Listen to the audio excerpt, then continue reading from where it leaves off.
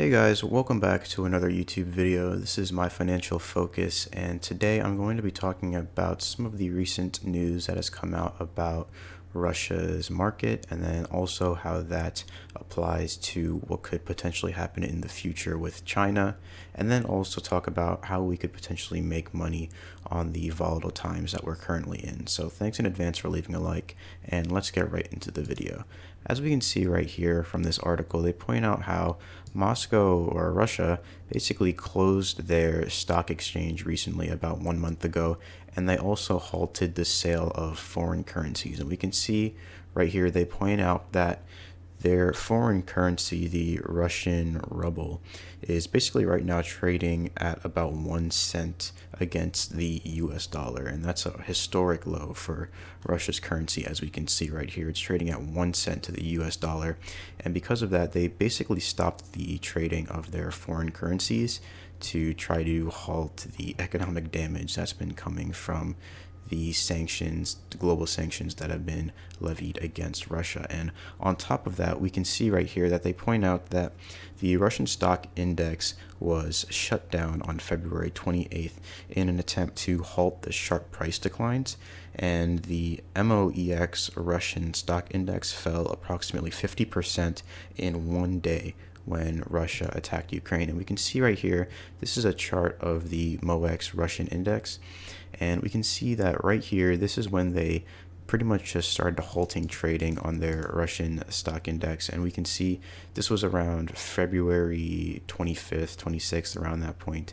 And we can see it dropped from about near $3,500 per share to what is now $2,470 per share.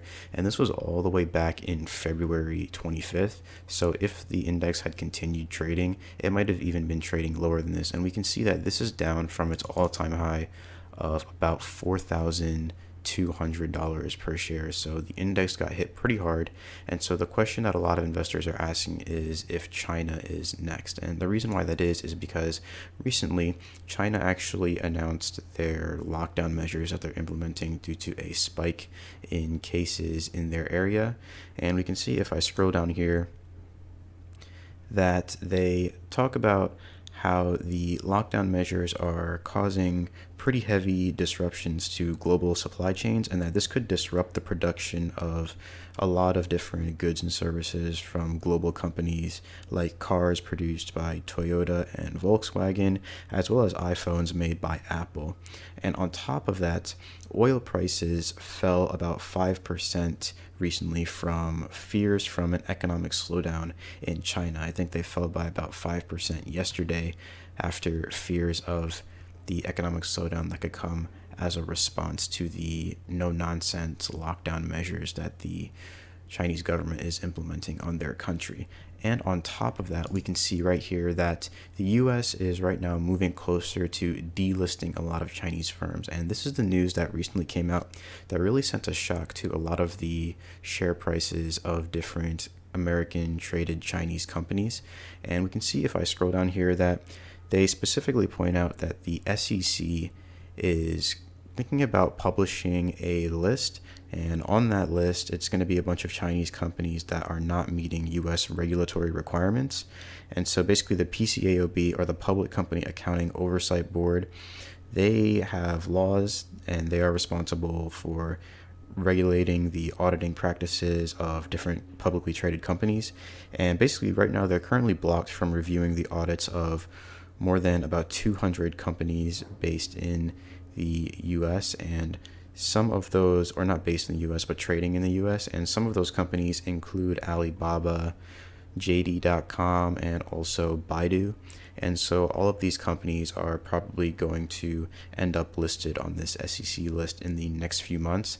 And this was one of the things that sent a real price shock to the share price of these publicly traded Chinese companies, because even though a lot of investors have been predicting that this might happen, when the SEC actually started making a real list, it really made this whole event more of a realistic event, more reality. And so they reacted pretty heavily to that, and that ended up leading to a sharp price decline. And we can see right here, they talk about how this is stemming from the auditing fraud that happened with a Chinese publicly traded company in America called Luckin Coffee, which in 2019, it basically came out that they fabricated a really big chunk of their 2019 revenue.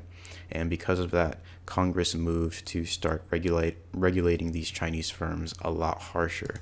And we can see right here the three companies that they mentioned: Alibaba, Baidu, and JD.com. JD.com is the only one that's up over the 5-year period, but over pretty much every other period, they are down quite a bit, as we can see right here. And for Baidu and Alibaba, they're down pretty much from the 5-year chart, the 1-year chart, 3-month chart, 1-week chart, and the daily chart. It's been pretty bad for Alibaba, Baidu, and JD.com recently. And if anyone is watching this who watches my previous videos, we all know that I love doing discounted cash flow analysis of different businesses to figure out the intrinsic value per share of these companies. And I've already gone ahead and done that just so we could get a look at where these companies are trading relative to their intrinsic value per share. And we can see that for Alibaba, their intrinsic value per share is $220 per share. And by the way, all these estimates I got from Yahoo Finance, as well as from their annual reports, the financials that they put out to the public, which, as we see from these articles, might not actually be that accurate, which is why they're starting to ramp up the regulation against these companies. But these are the values that I got from their recent annual reports. And we can see that the intrinsic value is $220 per share with a 50% margin of safety of $110 per share for Alibaba. For Baidu, it's an intrinsic value per share of $336 per share with a 50% margin of safety of $168 per share. And then JD.com is an intrinsic value per share of $146 per share and a 50% margin of safety of $73 per share. And we can see that based on these values that all of these companies are currently trading below a 50% margin of safety relative to their intrinsic value. JD.com's was about $73, Baidu's was about $168, and it's currently trading at $105, and Alibaba's was about $110 and it's currently trading at $74. And over the last week, Alibaba's share price has declined by $26 from about near $100 to what is now $74. So that's a decline of 25% in literally just 1 week. And so anyone watching this video might be thinking to themselves, well, that's great, all of these Chinese stocks are falling, but how can they profit from the current volatility happening in the market? And just to go into that a little bit to end off the video, there are a lot of different strategies that people are using to profit from the volatility that's currently happening. For example, if I were to go into the options calendar here, we can see that a lot of these put contracts are increasing in value. We can see they're all green here, and some of them are up 11%, 17%, up to 20% in literally just 1 day. And obviously over the last week, these contracts are probably up even more than that, considering that the share price of these different Chinese companies has fallen by over $25 or so. And so buying long put options is one way that people and traders are experiencing profit during these times, but there are also different strategies. For example, the put debit spread, which is basically just a bearish strategy that allows someone to profit from a decline in the share price while also limiting the amount of exposure that they have to theta decay, because they're losing theta to the long option but collecting theta from the short option. And I've made a video about this in the past that's more detailed, so I'll leave that link in the comment section down below. But there are also other strategies that we can use to profit from overall volatility. Maybe somebody doesn't really know if the share price of Alibaba is going to continue falling like it has been over the past week, or if it's going to bounce back up, because obviously in finance, past price movements are not an indication of future events at all. But if somebody wanted to profit just from basic volatility, they could open up some sort of long iron condor by basically opening up a put debit spread and a call debit spread in the same strategy. And what this would do is it would basically make it so that no matter which direction the share price moves in, so long as it moves greater than the strike price of the short call or greater than the strike price of the short put, then they would experience their max profit potential. There are also other credit strategies like the put credit spread, which we can open by selling the put contract that has a higher premium than the put contract we go long on, and this way we would collect the credit, and A put credit spread, basically how it works is if the share price ends up higher than the short strike, then they would profit. So this is a bullish strategy in this case. But if someone wanted to open up a bearish credit strategy, they could do the call credit spread, which is basically the exact same thing except with calls.